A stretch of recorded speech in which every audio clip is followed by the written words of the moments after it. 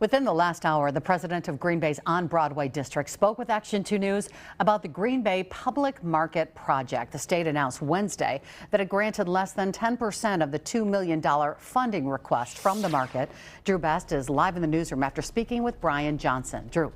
Yeah, Cammie, despite another funding setback, On Broadway does not anticipate any further delays on their construction timeline. It's President Brian Johnson telling me they are still aiming to open the public market in mid to late 2027, but they will have to reduce their construction budget and defer certain elements to a later date. However, this project has been delayed several times since it was introduced in 2022. As we've reported, On Broadway projected opening dates first in 2023, then again just before the 2025 NFL Draft, before announcing 2 more delays in the project within this past year.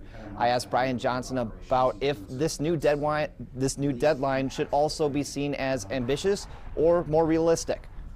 We feel pretty confident right now that the 27 timeline for us is very attainable and, quite frankly, at this point, necessary so that we can continue to move forward on the project. And I mean, because the longer you hold, you have holding costs, right? We own the building, we pay property taxes, you pay utility bills. We don't want to continue to do that.